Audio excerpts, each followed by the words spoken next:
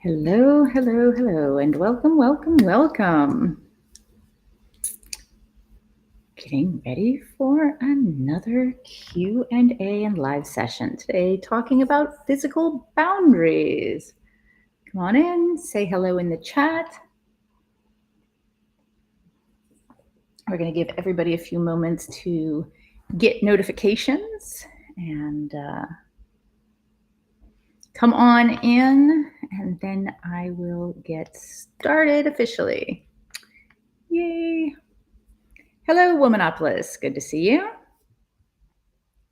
How are you doing today? Hello, Cobalt. Lovely to see you. Okay. Welcome to everyone. Hello, Sabyasachi. Good to see you. Womanopolis, can we have all the transmissions at this time? I don't know what you're asking. Hello, Sir Thomas. Lovely to see you again. Thank you for joining me. This is wonderful. Okay, I'm going to go ahead and introduce myself and get this show on the road. Hello! For those of you who don't know me, I'm Heather. My pronouns are she, hers, and most people call me Nookie. In addition to living my amazing personal life, I write books, teach classes, and workshops like this about love, sex, romance, and kink for people of all genders, relationship statuses, orientations, and more. I've always been curious and adventurous when it comes to sex, and luckily I've had partners who've been the same, so I've explored many facets of sexuality in loving and creative ways. All of my experiences thus far have led me to the belief that boundaries are the key to not only saving ourselves, but our relationships. They are what take us from getting by or merely average to healthy, loving, strong, and fan-fucking-tastic. So let's get started. Hello, everyone. I'll kick us off with a quick introduction to my book and how I'm writing it, so you'll know how all of this works. I am writing my new book, working title, Boundaries Are Sexy as Fuck, right now, and you can get access to the chapters as I write and post them. So I'm going to go ahead and share that link with you. Here we go. I'll pop that into the chat. Hello, Keisha. Thank you for joining me. And I will also put that link up here on the video so you can see it. Fantastic. Oh, Womanopolis asks if we can have Tuesday live at this hour. We cannot. I'm actually doing them at different times because there are people in different time zones that wanted to be able to access the live. So it is going to be noon Eastern on Tuesday and 2 p.m. Eastern on Thursday. Just a note, though, I do post all of the replays on the live, and of course, they're available currently on our Facebook and YouTube channels. They will be available for about a month on Facebook and YouTube. They will stay up on the live. Also, if you've not yet joined the live write and you have an interest, you might want to do that soon, because starting next week, that's actually going to be a charge to join that live write instead of doing that for free. So there you go. Today, I am talking about physical boundaries. So let's talk to y'all in the chat. What do you know about physical boundaries? Like, what are some of your physical boundaries? How do you know when a physical boundary of yours has been blocked? Let us know. Let's talk a little bit about this. What are your physical boundaries? Sabyasachi, thank you so much for the compliment on my necklace. This is a little gift I got for myself when I was in Florida teaching a class for a kink event. Pain thresholds.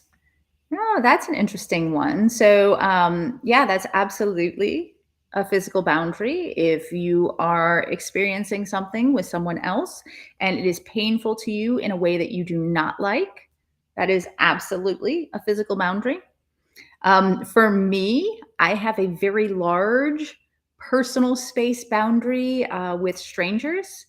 And so it sends like a shiver up my back. It makes the hairs on the back of my neck stand up when I'm in like a grocery store and people stand too close to me, um, especially when they don't need to be that close. So, that is a physical boundary I'm aware of. I also know it's a physical boundary that doesn't actually really harm me, and it's not something universal, so I don't really make a big deal about it, but that is something I'm aware of. Cobalt, when someone asks about whether or not I've had gender affirmation surgery, there you go. Oh, and quick PSA for anyone out there who might be in the process of looking at gender affirmation surgery. I have been spending quite a bit of time with my surgeon discussing genetics. I have found out I have the BRCA1 gene mutation, which puts me at a much higher risk for breast and ovarian cancer.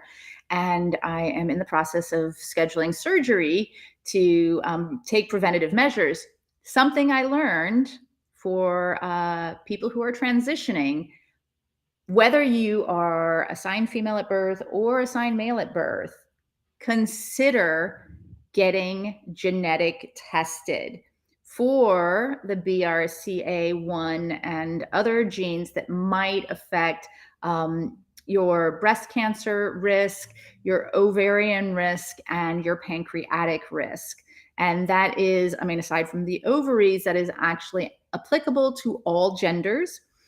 Here's a tip for those who do end up having one of the genes that increases your risk. That's going to be really important for AFABs because it means your top surgery would actually then be covered by insurance. So that's a really wonderful thing. And for AMABs, it means that they're going to want to take a lot of care with your hormones. And there's going to need to be discussions that go along with that, because taking feminizing hormones when you are assigned male at birth and the BRCA gene is active, mutation is active in you, you can actually not only grow the breasts, but then you also increase your chances of breast cancer with those hormones. So, public service announcement. I'm actually working with my surgeon and genetic counselor to get that information in a flyer handout form that I can then share on the internet and spread everywhere. So, I know that's not really what we're here about today, but I did want to mention that because that is a conversation I actually just had earlier today with my genetic counselor. There you go. So please tell everybody you know who might be transitioning that is something that they should please look into. And yeah, very important stuff. Okay, physical boundaries. Excellent. So we've got a couple of examples here. So physical boundaries are all about personal space and physical touch and things related to our body autonomy, which of course is related to sexual boundaries, right? But sexual boundaries is its own thing. Sexual boundaries and physical boundaries can overlap, obviously, but we consider them two separate, or rather, I'm going to say, I consider them two separate things to address because the difference between touch, for example, and sexual touch with intent is a huge gap. And it's important to address those separately. So, Sabya, Sabyasachi says, when someone stares at anyone in unwanted manner, that's my physical boundary. Absolutely. So if someone is looking at you in a way that makes you uncomfortable, you absolutely have a right to say something, and you absolutely have a responsibility to yourself to remove yourself from the situation or to find a way to make yourself feel more comfortable. So thank you for that example as well. That's absolutely perfect. So we're going to talk about 4 different types of physical boundaries. So there's the don't stand so close to me boundary, which is personal space bubble and how that applies to others and your interactions with others. There's the touch me boundary, when, where, how, who, etc. Both in the way others touch you and are allowed to touch you, and in the way you touch others. There is the autonomy and privacy boundary, which is your right to determine what happens to and with your boundary, with your body, and who knows about it. And then there is just what I needed, which are your physical needs for rest, sleep, hydration, and movement, and the boundaries you set around that. Okay. So Cobalt says, is it normal or okay for a father to cuddle in bed with a 10-year-old daughter? Ooh, so I can't tell you what's normal. I am not a parent, right? What I can say on that is there are lots of reasons parents might cuddle. And if you have any reason to believe that that is not maybe just physical, but it has sexual intent, then absolutely, make those concerns known, step up, ask the questions. I didn't have any experiences, like negative sexual experiences, with my father. So any cuddling that I might have received from him, I would not have thought one way or another about it. So the challenge that we have in situations like that, separating physical from sexual, is it's a very fine line, right? It's all about the intent. Now, the main question I would have is, does the daughter feel that this is good and right? Does the daughter feel safe having conversations about what would not be good or right? Like, is your daughter able to say to you this, or not necessarily your daughter, this feels good to me, I feel safe, and this is the sort of touch or the sort of behavior that would make me feel unsafe that I would come to you about, right? So, and also, again, I'm not a parent, so I would consider maybe asking somebody who knows more than I do. That would be my thought, right? And also, it's also important with your daughter to connect and communicate, and perhaps when giving her all of the tools she might need, trust her to trust you. That's that whole preteen age is very sensitive. So also, being able to ask and have frank conversations and then let them interact with you. So thoughts. I don't know. Thoughts. So let's talk about don't stand so close to me, right? And the idea that if we have people who are standing close to us, right? Who are invading our personal space. Um, just like on the original image for this, we've got two people standing X amount of space apart, right? Maybe let's say 10 feet distant, and we have an approaching person who feels to me or to you like a threatening stranger. And the space you might need between you and them is quite far. That 10 feet might be good enough, it might not be good enough, right? And if they step into that space by even a single foot length, your threat brain will start to engage, right? So there's going to be a different space allowed for a threatening stranger, for a stranger, for a familiar, or here's a key, attractive stranger. So somebody might seem familiar and you might let them closer, but if they're attractive, you might also let them closer because you find them attractive. Friendly acquaintances, right? Friends can come in closer. Family or close friend can come even closer than that. And then an intimate partner, a mate, somebody that is part of a queer platonic relationship or a queer platonic partnership will be able to be as close as you might allow, right?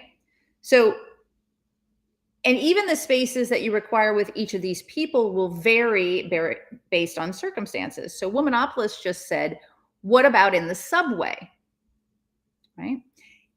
That's one of those circumstances. So if I'm in a store, obviously I personally have a greater physical boundary around me for strangers than if I am on a New York subway. On a New York subway, depending on how crowded the car is, I might be jostled by somebody I don't know. I might be jostled by many people I don't know.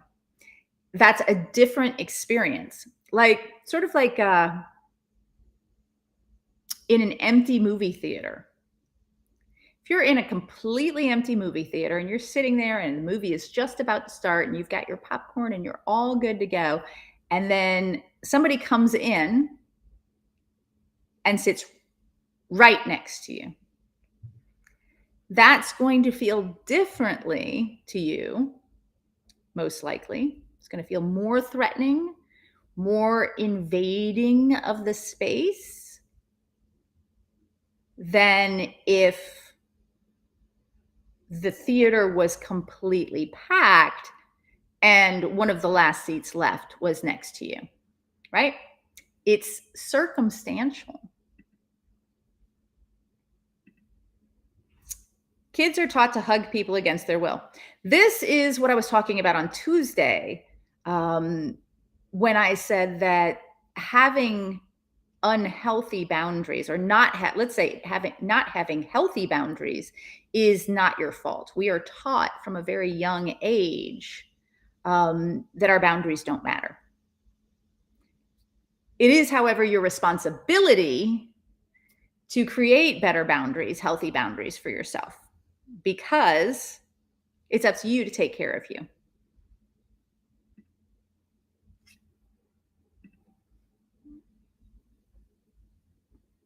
Yeah, everybody does have a different idea of what's uncomfortable, Roger. Absolutely. In a crowd, it's difficult to control.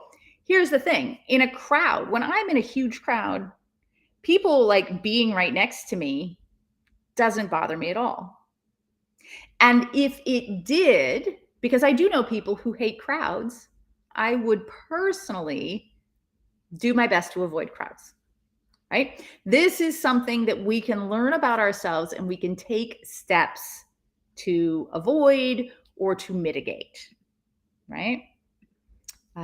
Cobalt says, are the difference between conversation with a few people versus giving a speech to a large audience? You can tune out the personness of a crowd. Yeah, absolutely.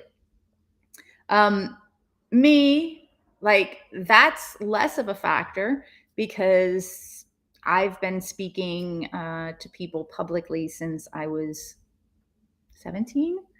And I don't mind if it's a large crowd or if it's a teeny, teeny, tiny crowd. Doesn't matter to me. But again, these are boundaries. To me, that would be, at least as far as, unless we're talking about like, again, physical closeness, the idea of a few people versus a larger crowd would matter less to me unless that crowd was pressing in on me. And in that case, I might actually feel threatened by a situation like that, right? Because we don't expect that if we're giving a speech to a large crowd, that they're going to start pressing closer and closer and closer to us. But here's the thing, let's say you have a close, intimate, somebody that you love, you're in a relationship with. When you are arguing or, they have hurt your feelings, you may not want them as close. You may not feel comfortable having them as close. You may not want to be touched. So understanding not just our general physical boundaries, like when we are, in public or whatever, but also recognizing the signals that our normal physical boundaries might be changing due to circumstances is important, right? Researchers talked with 9,000 people in 42 countries about personal space preferences. And here are some interesting facts. Women, or assigned female at birth, prefer more personal space from strangers than men in almost all countries. People living in warmer places have smaller personal space than those from colder climates. Older people tend to keep more distance from others than young people, which I found interesting because as I get older, I get harder of hearing. So I want to stand closer to them so I can actually hear them. There are contact cultures such as like South America, the Middle East, and Southern Europe, and non-contact cultures like Northern Europe, North America, and Asia. In non-contact cultures, people stand further apart and touch less. For example, in Saudi Arabia, people stand farther from their friends than Argentinians stand from strangers. If you've had trauma or negative experience in your life, abuse, that will actually create a need for a larger personal space, a significantly larger personal space than that of non-traumatized or non-abused peers. Mental health can absolutely suffer when personal needs are not met. Being forced too close to others in an environment can not only contribute to stress, but reduce learning capabilities and reduced connection. Yeah. Think about that when it comes to like packed school classrooms, right? And then people who are physically larger, taller, and stronger, or people who perceive themselves as physically taller or as stronger, often have smaller personal space requirements than shorter people or people who are seen as less strong or weaker in society. So that type of personal space will ultimately determine how you relate to people in physical situations in and out of public, right? So Cobalt says, part of why we homeschooled our autistic kids, they get adrenal fatigue in school. Yeah. So much overstimulation. Very, very important. Okay, so touch me.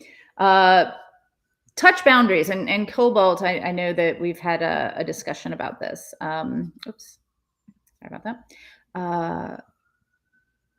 touch boundaries have two main categories. So there's the type of touch, and then there's the body region being touched.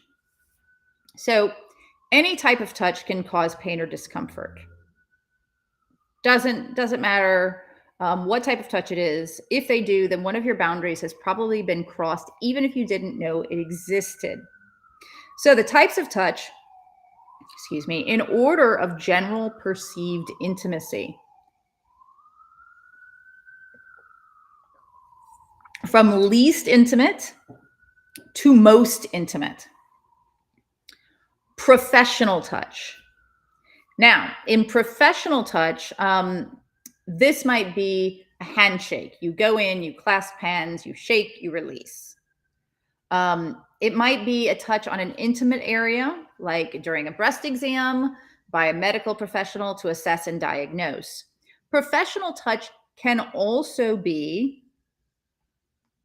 professional massage therapy, because we bring up massage later in the intimacy scale. Key though, professional massage is, by its very nature, less intimate, especially therapeutic massage, but it can be perceived as deeply intimate. So, like, for example, let's talk a real quick about professional massage. So in a mall, right, there are those little massage parlors that you go in, you sit down in a little chair, and they massage you quickly and effectively, usually over clothes, right? Not so intimate, very easy to recognize as professional touch. My mother's best friend when I was younger, actually her best friend her entire life, was a massage therapist. And I had the benefit of going to massage therapy about once every 2 weeks. And it was a full body, nude, professional massage. For me, in my younger years, it felt very intimate because I was getting nude in front of a stranger. That does not change the fact that it is a professional touch. So that's something that I think is really important. It's just like when you go to the doctor, you're going to take your top off, you're going to put on that little thing. And then if they need to touch a breast or they need to touch your genitals or whatever, they're going to do so. Professional touch, even in the different areas of your body, right? So very important to understand. So professional touch, patting, right? Patting is the next type of touch. So patting is the least intimate personal touch, like a pat on your shoulder or on your arm to show connection, right? Tickling then takes that up a bit, right? Gentle stroking, like rubbing or petting, that's very sweet, right? Holding, grabbing, holding, leaving hands on, restricting movement. Then deep tissue massage or stroking. And this is where this is both professional massage, which can feel very intimate, is deep tissue stroking, but also personal massage, which tends to be very intimate, right? And then there is arousing stroking, which is specifically trying to arouse a sexual or pleasure response. When someone is touching you with arousing stroking, you can count on them wanting to initiate sex for themselves and or for you. So that actually very, very much overlaps with the sexual boundaries chapter. Roger says, I avoid touching anyone unless I'm sure it's not a problem. And that's a good way to be. Consent is critically important. 100%. So now we've got body regions. Again, ordered from least intimate to the most intimate. Hands, arms and elbows, shoulders, back, neck, hair and scalp, face, legs and feet, belly, chest, buttocks, and genitals. Now, something to keep in mind about both of these lists, your order might be different. I had a friend years ago whose neck was one of their greatest erogenous zones and probably would have put that last except for genitals. Possibly even last. For me personally, legs and feet, I'm actually more likely to let somebody touch my belly and my chest and my butt before I would let somebody touch my feet. My feet, and I don't have, like, I'm not squeaked out by foot touch. It's just incredibly intimate to me. So that's really important to understand, is that people are going to have different levels of preference, physical preference, and intimacy assumptions. So Womanopolis says, I would say that women's neck is their real G spot. That's not true for me. I do enjoy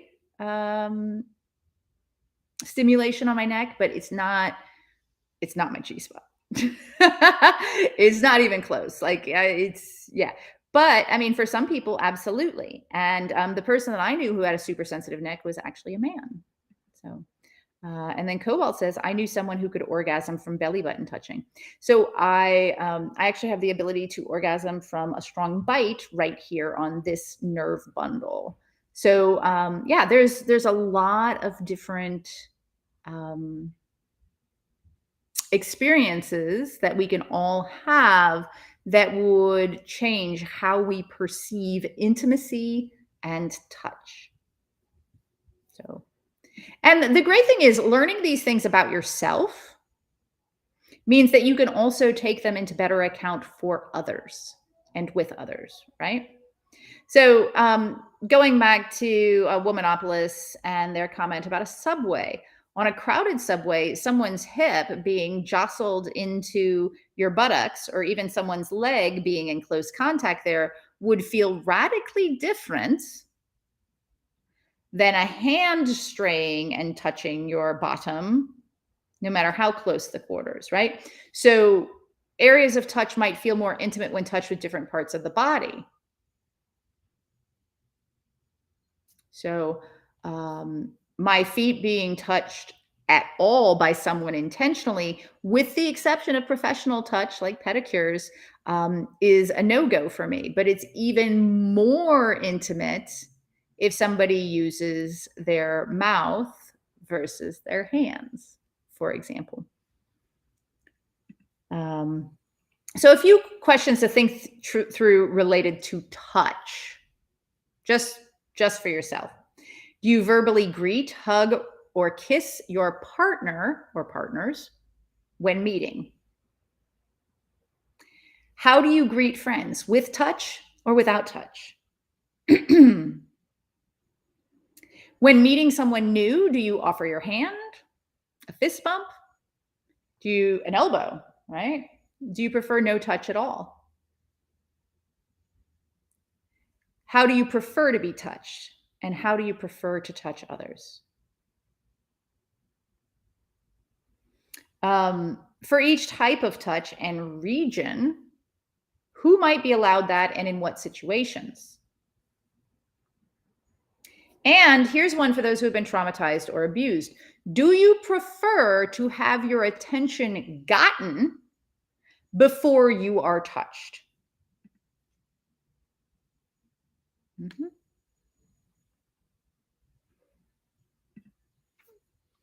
Everyone asks permission to touch in my family. Excellent. In my family, in my chosen family, and even in my biological family, we are very touchy people. We reach out and touch and pet and cuddle and do all of the things, right? It depends on the culture. Here in Latin America, differs from the USA a lot. Absolutely. I mean, it does. It depends on how you're raised. It depends on the people who raised you. It depends on your personal experiences. It depends on your own personality. It depends on so many different things. Roger, I think truer words could not have been spoken. To me, every human has different spots that they find intimate, different triggers that get them going, different little bits and bobs that really turn them on. And to me, that is part of the joy of what we do, right? Let's talk a little bit about autonomy and privacy. So there are some subcategories of autonomy broken down. Is you've got universality, which is the universal right for you and for all people, regardless of gender, sexuality, and race, to be able to make informed decisions about your body, health, and well-being. Right? Autonomy, as a subset of the overall concept of physical autonomy, means having the freedom to make independent decisions about your body.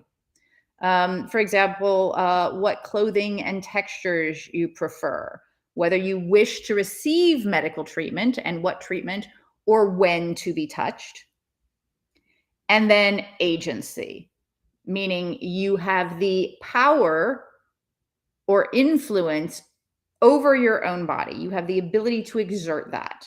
So children, as we noted earlier, often have very little agency in our culture, right?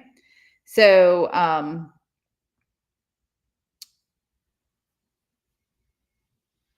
where was that? There we go. Kids are taught to hug people against their will. That is very little agency. Children have very little agency over their physical autonomy or privacy, right? Because we have to, if we is spoken as parents, we have to know what's going on if with a dependent in our care. Who else has poor agency? Our elderly, right? Especially in like nursing homes and, extended care facilities. They lose agency as they lose the ability to care for themselves. And that is a very difficult shift. Disabled people, absolutely. Yeah. And the challenge with disabled people specifically is that many people don't acknowledge the universality and the autonomy of disabled people as fully realized human beings. So physically disabled to many people leads to an assumption of mentally disabled, or maybe, I don't know. Maybe you just haven't done everything you could. Have you tried this herb? It's worked wonders for me. Right? Most laws about consent, physical consent, sexual consent in the United States, for example, are made around physical autonomy and privacy. So our sexual aggression laws, our assault laws, and our HIPAA laws. And while those are great steps towards better autonomy, as I was talking earlier about, genetic testing, one of the things we were talking about is that oftentimes one of the challenges for trans people who are interested in transitioning is that they have to bear so much of the burden of doing their own research, because the medical world has not caught up. does not treat them with the humanity that they deserve, does not recognize their autonomy and their privacy and their agency. So, um, for example, determining your own boundaries around autonomy and privacy matter, right? So, not everyone in your life has the right to know if you are ill or that you are ill or how ill you might be, and who you share that information with can make a big difference in your life. It's very easy to say, I can't make it out tonight. Something has come up, or I can't make it out tonight. I've got a bit of a headache. Or you can say, you know what, I can't make it out tonight because I am, having XYZ issue, physically. I have, because I've got bad diarrhea. Okay. So let's say I can't make it out tonight. I'm not feeling well. I'm so sorry. I'll catch you next time. I can't make it out tonight. I've got explosive diarrhea and I've been sweating my balls off all day. Right? How you share and who you choose to share with can make a difference. Who do you give emergency contact status to? Who do you allow to be contacted in the case of an emergency? I'll tell you this, I never thought that would be such a big deal or that it would be an issue until recently. An overzealous surgeon, I guess, was really wanting to get in touch with me about like scheduling my business, and tried for 2 business days while I was out of town, and then decided to call my emergency contact. It was not an emergency. Not anywhere close to an emergency. So my partner, who was sitting upstairs, sent me a text and it's like, could you please call this guy? Now I'm worried. Yeah, it was crazy. Oh, yeah, exactly, Roger. I had a stroke. It's not noticeable. However, it does limit me sometimes. You just don't want people to know. Right. And that's the thing. You can say, hey, I have a hard time with XYZ. You don't necessarily have to go into the, oh, I had a stroke X number of years ago, and it still limits me in these ways, right? All you have to do is say, I cannot do XYZ as easily as, or could you please repeat that? It will help me to process it, or whatever it is, right? Nobody needs to know your entire medical history just to communicate with you, right? Who do you allow to attend meetings with your physicians? And who do you ask for assistance when you might be under the weather? Who knows your cycle if you're a period having person? Anyone? Because it may matter to those who care for you, especially if you suffer from something like premenstrual dysphoric disorder, right? Or any other issues. On the other hand, it's not their right to know. So it's your choice to share that or not. Who gets to know if you have sexual function issues or fertility problems, or if you struggle with chronic fatigue?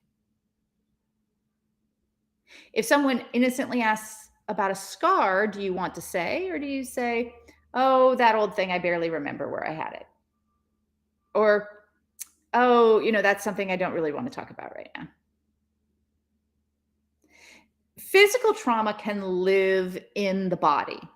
So how you share this or not is a part of your physical autonomy.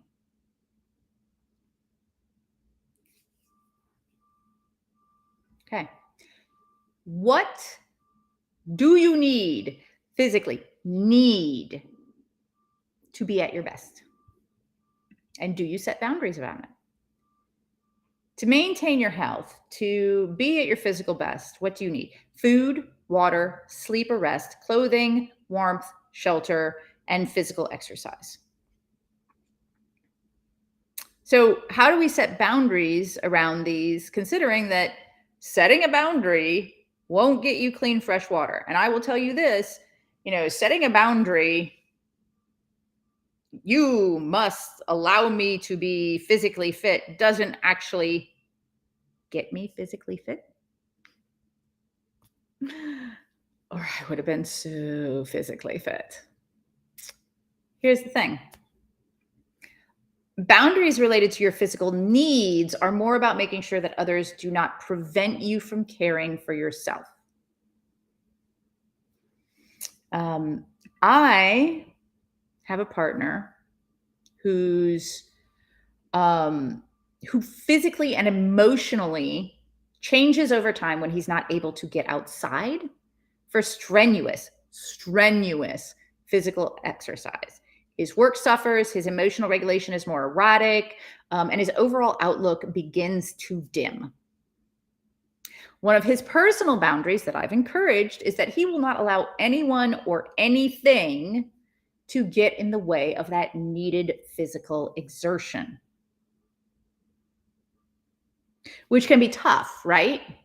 Because he might need to work late, or it might rain on the day he cycles, and prearranged plans with others might need to be moved to make sure he is able to take care of who he is and what he needs to live his ideal life. So, my personal commitment to him and to his boundaries is to be cognizant of what he needs and more to understand what fills him up and to propose ideas and solutions that work for both of us. So, for example, um, my birthday this year fell on his weekly cycling day with friends. So I told him, go ride, enjoy your day. We'll have a date night the next night. It's that simple. He's like, oh, I don't know. Like that. Are you sure? Do you really go enjoy your day? We'll have a date night the next night. I went out with my bestie for my birthday, but I would have been perfectly happy to just chill at home and do absolutely nothing because I made that choice for him, but also for me, with love in my heart, that he get out and ride his bike. He's also training for a race. So he needs to, get those rides in pretty regularly. So, and it's important to know that while some people, like my partner, need more physical activity, others need less for various reasons. Maybe it's medical, like a chronic illness. It could just be temperament. It could be trauma, right? Some people have a high metabolism and need more food than similar friends. My temperature, my body temperature naturally runs a full degree lower than average. So I tend to not be as comfortable in colder spaces, and I tend to plan ahead and bring layers or a cover up. So understanding your physical boundaries can help you plan the space that you're willing to be in. Are you willing to go out into crowds? Is that comfortable for you? What can you do if you're in a crowd and you start to feel uncomfortable, right? If you feel your boundaries are being trod upon. Or maybe just avoid going out to crowded spaces and tell your friends, please don't invite me out to concerts. I'm not very comfortable there. I would love to join you for an intimate dinner at your home, right? Physical boundaries help you, knowing your physical boundaries helps you know how to allow people to engage with you. So when I'm out at a social event, like especially a kinky or um, non-monogamous or alternate lifestyle social event, when I meet somebody, it'll be like, "Oh, hi, hello, John. It's lovely to meet you." And then I'll say, "Are you a hugger?" And they can say, "Yes, hug," right? They can also say, "No, thank you. That's why I ask." Right? Simple. Um, in professional situations, depending on which professional situation, I'll go in for a handshake, or sometimes I'll say, "Are you a hugger?" Right? Let's see where we go with that. Sabyasachi, excellent point. Many introverts don't like crowds of people.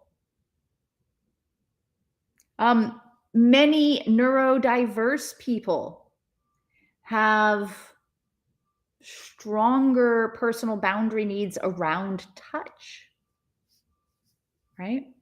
People with PTSD, people who have been abused. Um, I knew I had a friend who, when you invaded their personal space from behind, if you got within 3 feet of them from behind without like making an obvious noise or announcing yourself, they would get very nervous and uncomfortable. Right? Has COVID changed your physical boundaries?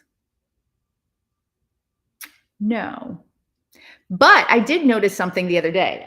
So during COVID, I became closer to some of my partner's friends that are that I didn't know well before. I'd met them before, but I did not know them well.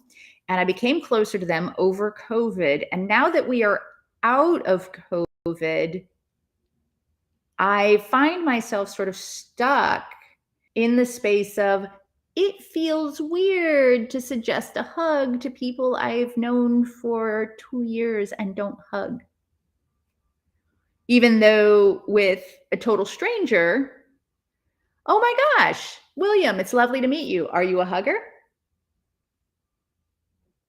So, yeah, that's kind of weird. And it's not, like again, it's not changing my boundaries everywhere physically. It's,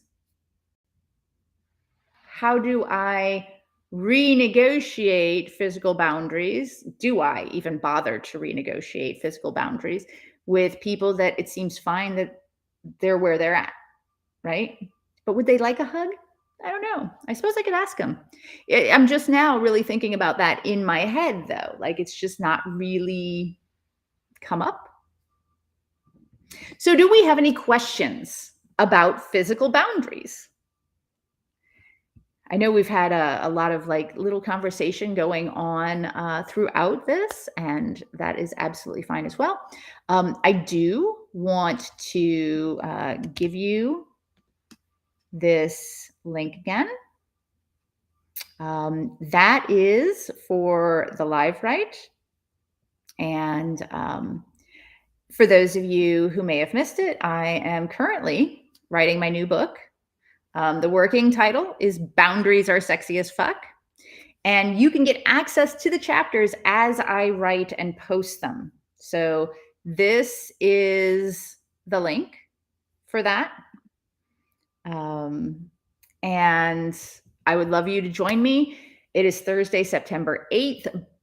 By next week, that link is going to be, it's going to head to a paid page. So I've gotten people in there. We're having a great time discussing. You have access to me to ask questions, to engage on the topics. And then starting next week, that's going to be a small fee, but people will still get access to me rather than just purchasing a book. So, yeah. Cobalt says, I'm going back to my pre-pandemic social habits. So let me ask, are you a hugger usually? Yeah, absolutely. I mean, I hadn't really worked it through my brain yet. I just noticed the other day something that like, oh, hey, I'm usually a hugger and there are some people I don't hug. And until you asked the question about COVID, it hadn't really occurred to me that, oh, hey, there might be something I can or should do about this. Yeah, who knows?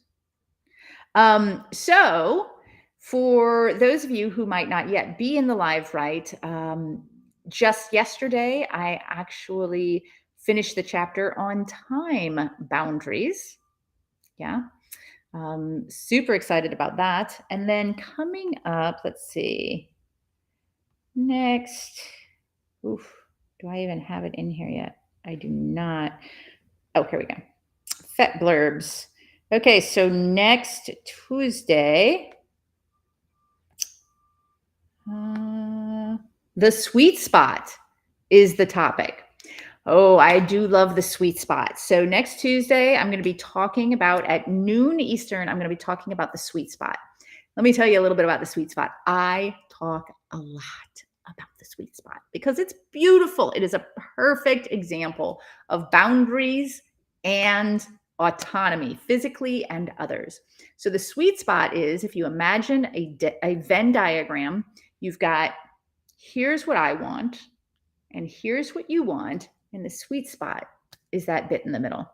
So I'm going to be talking about the sweet spot and the role it plays in our boundaries and personal autonomy. And I'm going to be sharing that with you and doing Q&A. And tomorrow, I'll probably be going through, looking at my calendar. I will be scheduling the topics for the live Q&As for the rest of the month. I may need to reschedule Tuesday, actually, now that I think about it, because we might be flying back from Florida on Tuesday. So I will let you know. You will see the notifications wherever you are. If you are on YouTube, please do like and subscribe. If you are on Facebook, like the page and keep an eye out for notifications, because I'm super excited to be talking about the sweet spot. So I will definitely let you all know if that changes. So thank you so much to everyone. Have a most amazing day. Thank you for joining me today. Again, for those of you who don't know me, I'm Nookie or Heather Claus. My pronouns are she, hers, and I'm currently writing my next book with the working title, Boundaries Are Sexy as Fuck, live. So thank you all.